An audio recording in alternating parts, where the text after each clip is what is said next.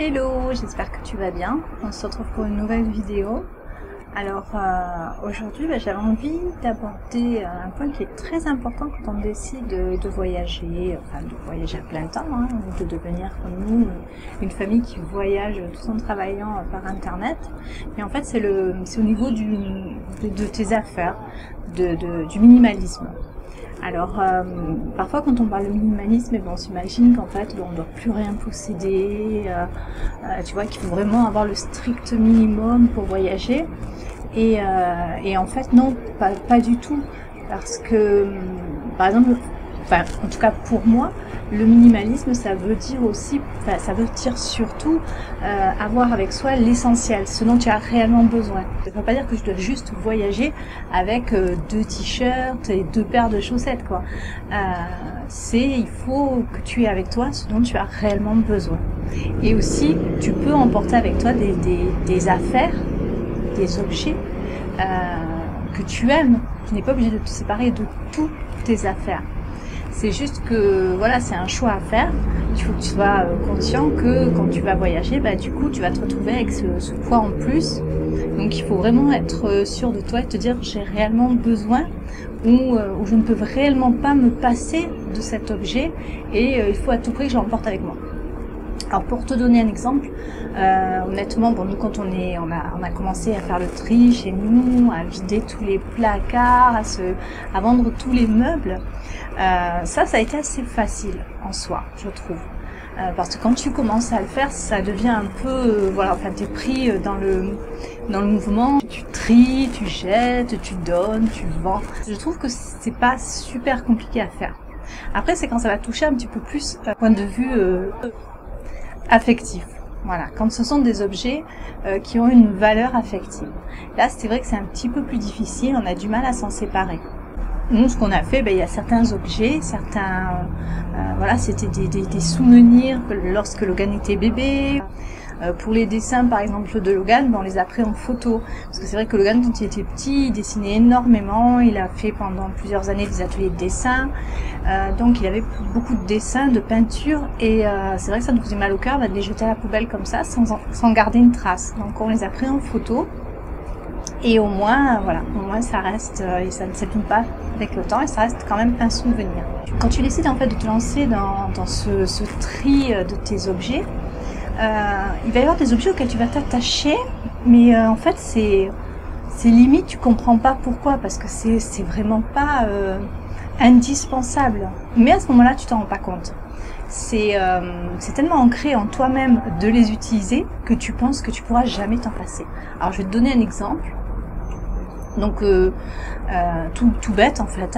À l'époque, comme beaucoup, on avait les machines. Tout d'abord, on avait les machines à dosette, tu sais, genre la Senseo. Et puis ensuite, on avait une machine, la Tassimo. Voilà.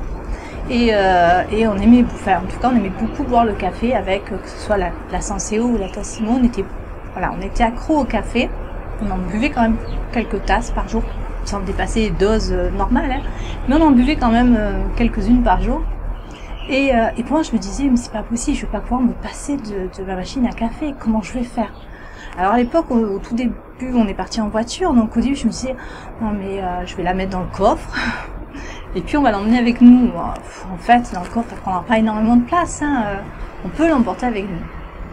Et c'est là où tu te dis, mais faut raisonner un petit peu, quoi. Tu vas pas te trimballer ta machine à café pendant des mois et des mois dans le coffre de la voiture. Donc tu te résignes à abandonner ta machine à café.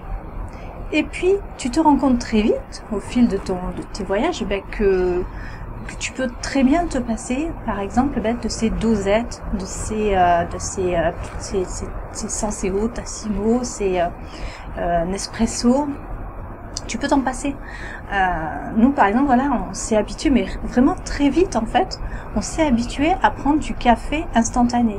Donc, à prendre du Nescafé, voilà, un petit peu d'eau bouillante, et voilà, on avait notre café du matin. Alors, c'est vrai que quand on en parle à ceux qui aiment vraiment le café, qui, justement, n'arrivent pas à se séparer de leur machine à café, on dirait que c'est un blasphème que de boire son café comme ça, juste avec de l'instantané et de l'eau bouillante. Et finalement, on s'y est très bien habitué. Et en plus, c'est beaucoup plus économique, même sans le fait que on voyage et que évidemment on se retrouve très rarement, même avec une cafetière dans notre logement. Quand on revient par exemple en France ou en Europe et qu'il y a des cafetières, bah, je continue à utiliser mon café instantané et mon eau bouillante parce que voilà, parce que déjà c'est économique. Là, on se dit que quand on doit se séparer de certains objets, ben finalement on se rend compte que c'est pas si difficile que ça. C'est le premier pas qui compte. Tant que tu te focalises sur le fait que ces objets-là que tu dois conserver, ça doit être vraiment des objets qui te sont essentiels et auxquels tu tiens. Voilà, tu te dis, ou ça peut être un plaisir par exemple aussi. C'est vrai que nous, on n'a pas énormément d'affaires avec nous, mais voilà, Patrice et Logan sont des geeks, hein, sont des fanatiques de consoles et de jeux vidéo. Et de toute façon, quand on a décidé de partir, ben, on lui a autorisé des petites consoles portables. Et pendant plusieurs années, ben, on a voyagé comme ça avec ces consoles portables. Et puis en fait, il y a quelques mois, hein, la dernière fête des pères, on était en Malaisie. Oui, en Malaisie. Et pour la fête des pères, on a acheté une PlayStation 4 à Patrice. Voilà, parce que ça faisait un moment qu'il en avait envie et que ça faisait plusieurs années. Donc il se sentait un petit peu frustré et qu'il avait quand même envie d'avoir ce plaisir-là. Parce que c'est pas parce que tu décides de te priver d'autres objets, de te séparer d'autres objets, que tu dois avoir aussi un objet qui te fasse plaisir. Donc du coup, ben, on transporte avec nous une PlayStation 4. Enfin, on va dire plutôt que je transporte avec moi une PlayStation 4 puisqu'elle est dans mon sac à dos, étant donné que je n'ai pas énormément d'affaires dans mon sac à dos et il ne dépasse pas les normes autorisées. Donc du coup, bah, c'est moi qui l'ai dans mon sac. Mais voilà, on essaie toujours quand même de rester à un poids de valise correct. C'est vrai que là, on a transporté avec nous des affaires d'hiver en partant d'Espagne. On a quand même emmené des sweats et des petites vestes un petit peu plus lourdes. Ça doit être 43-45 kg en valise pour 3 adultes. Je sais que c'est pas énorme, sachant que on transporte aussi quand même à l'intérieur des valises des multiprises, les micros, enfin voilà, du matériel aussi qui sert ou pour les vidéos ou pour le travail. Tu n'es pas obligé de te frustrer au point de te dire de partir, je pars avec rien. Tu peux très bien amener certaines choses. Tu peux emmener avec toi ton sèche-cheveux, ton lisseur.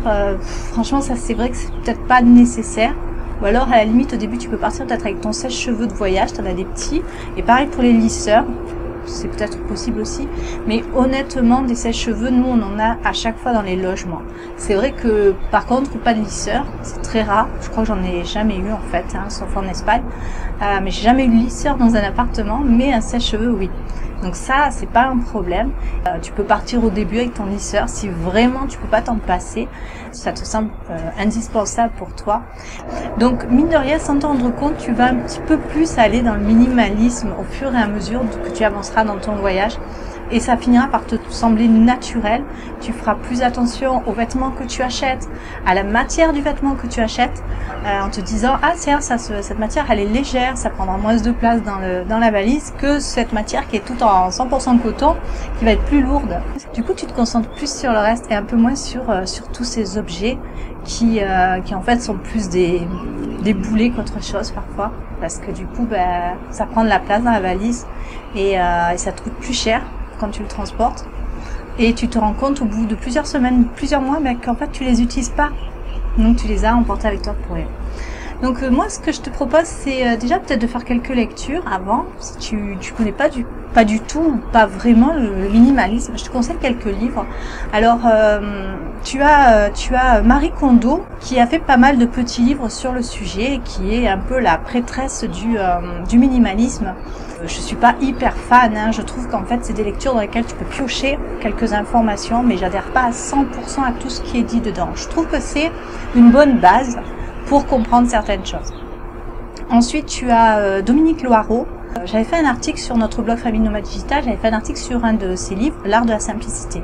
C'est pareil, ça t'apprend que tu dois choisir certains objets et choisir plutôt la qualité à la quantité. Bon, ça, je sais pas, je suis pas sûre non plus à 100%. Donc voilà, en fait, bon, pour te dire que tu peux regarder un petit peu ces livres, tu en trouveras d'autres hein, qui te seront conseillés, mais déjà ces deux auteurs sont souvent mis en avant par rapport à tout ce qu'elles peuvent apprendre sur le minimalisme Donc voilà, tu y piocheras quelques idées, quelques astuces peut-être, et puis ça te fera rentrer là-dedans et ça te permettra peut-être après d'évoluer sur plus d'envie de te limiter en objet. Après moi là voilà, moi je te présente ça dans le contexte du voyage à plein temps, du voyage longue durée. Après bien sûr si tu veux te lancer dans le minimalisme, que tu es sédentaire, que tu as un appartement, tu peux très bien avoir un appartement qui soit très joli, très cosy, en étant un peu épuré, en limitant certains meubles, et ça tu vas le découvrir et tu vas le comprendre en faisant justement, en lisant ces livres. Ça te donnera des idées, et ou en suivant certains blogs vraiment axés sur le minimalisme, et tu en trouveras plusieurs, comme des chaînes YouTube aussi qui parlent de minimalisme. Moi il y a une chaîne YouTube que j'aime beaucoup, c'est Vivre avec moins. C'est une québécoise, et voilà, et elle donne vraiment beaucoup de conseils sur le minimalisme, au niveau des vêtements, de ton appartement, de vivre avec moins. Donc voilà, ça peut aussi t'inspirer si tu es sédentaire et que tu as envie de rentrer un petit peu dans cet univers où finalement tu t'allèges au niveau des meubles, mais aussi tu t'allèges aussi au niveau de tes pensées, de ta tête, parce que avoir moins d'objets, ça fait un petit peu, ça libère un petit peu ton esprit de pas mal de contraintes. Je reviendrai là-dessus si ça t'intéresse. Je te partagerai peut-être d'autres choses sur le sujet. Si tu n'es pas encore abonné à notre chaîne, je t'invite à le faire, et puis je te remercie d'avoir regardé cette vidéo. Si tu as envie de laisser un petit commentaire juste en dessous de cette vidéo, je serai ravie de le lire et d'y répondre. Je te laisse, et puis on se retrouve très vite dans une nouvelle vidéo. Bye bye.